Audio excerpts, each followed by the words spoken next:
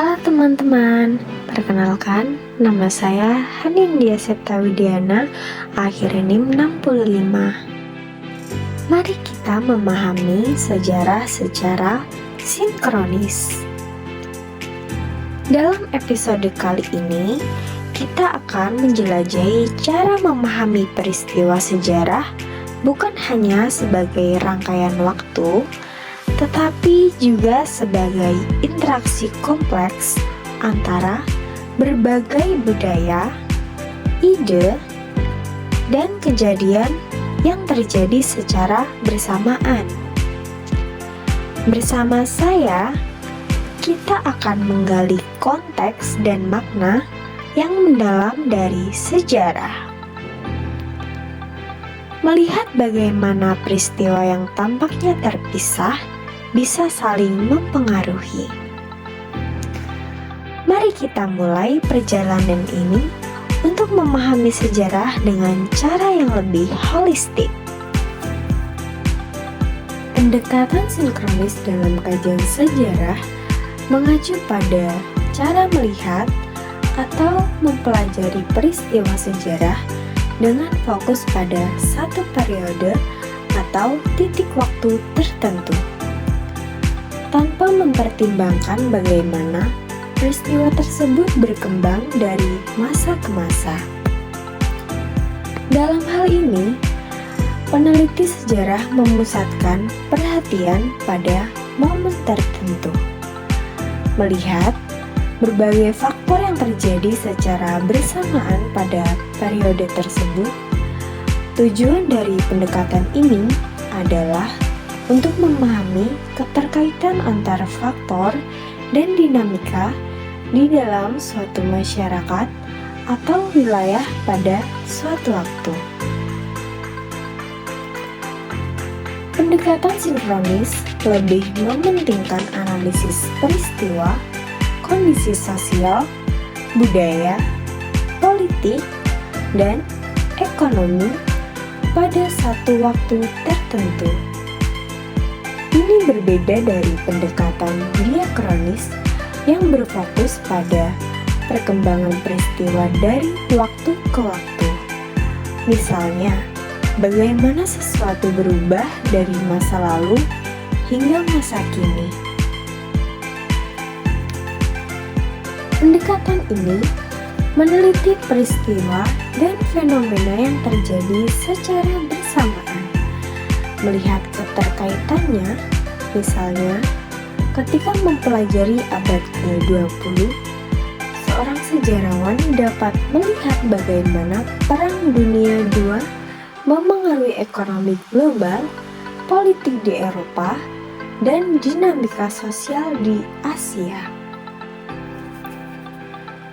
Misalnya, dalam studi tentang revolusi industri pada abad ke-18 di Inggris, pendekatan sinkronis akan menyoroti kondisi sosial, teknologi, dan ekonomi Inggris pada saat itu, tanpa harus menyelidiki perkembangan sebelumnya yang mengarah ke revolusi tersebut. Dalam Perang Dunia II, pendekatan sinkronis dapat mencakup analisis tentang bagaimana negara-negara besar seperti Amerika Serikat, Uni Soviet, dan Jerman berada dalam posisi geopolitik tertentu pada waktu yang bersamaan, serta bagaimana kondisi ekonomi, teknologi militer, dan diplomasi mereka saling berinteraksi. Pendekatan ini sangat berguna untuk memberikan gambaran mendalam dan detail mengenai keadaan pada satu waktu. Ini memungkinkan peneliti untuk memahami kompleksitas masyarakat dan bagaimana berbagai elemen dalam masyarakat tersebut bekerja sama atau saling memengaruhi. Meskipun pendekatan ini memberi gambaran yang mendetail pada satu periode waktu, Ia memiliki kelemahan dalam hal memberikan gambaran keseluruhan mengenai perkembangan jangka panjang. Tidak ada perhatian pada bagaimana sesuatu berubah dari waktu ke waktu. Oleh karena itu, pendekatan ini tidak selalu memberikan konteks yang cukup jika digunakan secara eksklusif.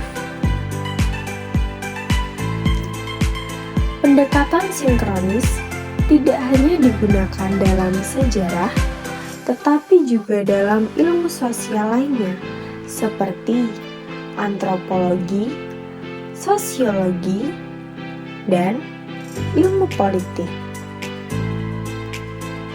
Dalam ilmu-ilmu ini, pendekatan sinkronis digunakan untuk memahami pola perilaku sosial, dinamika politik, atau kebudayaan pada satu titik waktu tertentu.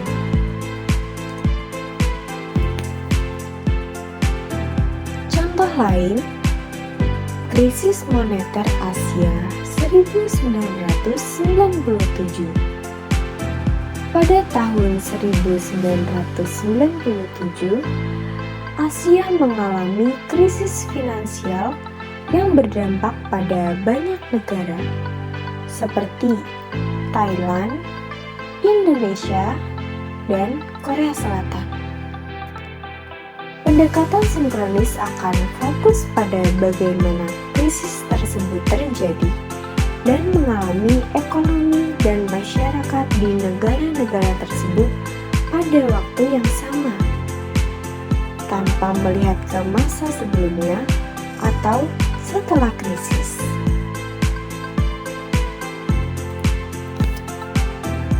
Dalam kajian sejarah global, pendekatan sinkronis sering digunakan untuk memahami peristiwa besar yang terjadi bersamaan di berbagai belahan dunia. Misalnya, pada abad ke-16, sejarawan dapat mempelajari hubungan antara kebangkitan kolonialisme Eropa, perkembangan perdagangan transatlantik, dan dinamika kekaisaran di Asia. Pendekatan sinkronis membantu memberikan analisis yang mendalam tentang suatu periode atau peristiwa sejarah dengan menyoroti hubungan antara faktor dalam periode waktu tertentu.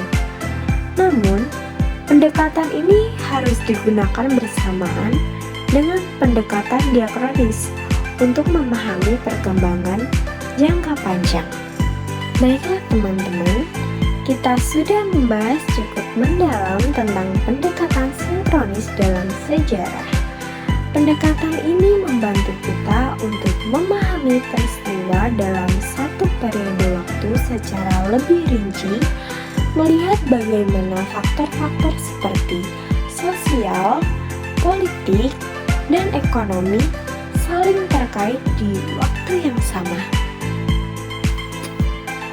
Dalam penutupan podcast tentang memahami peristiwa sejarah secara sinkronis, kita dapat menekankan pentingnya melihat hubungan antara berbagai peristiwa dalam konteks yang lebih luas. Dengan pendekatan sinkronis, kita dapat menggali pola, interaksi, dan pengaruh yang saling terkait antara budaya dan zaman. Hal ini tidak hanya memperkaya pemahaman kita tentang sejarah, tetapi juga membantu kita memahami relevansi peristiwa tersebut dalam konteks saat ini. Mari terus menggali dan mendiskusikan bagaimana sejarah membentuk identitas kita dan bagaimana kita dapat belajar dari masa lalu untuk menghadapi tantangan di masa depan. Terima kasih teman-teman sudah mendengarkan. Sampai jumpa di podcast berikutnya. See you, bye-bye.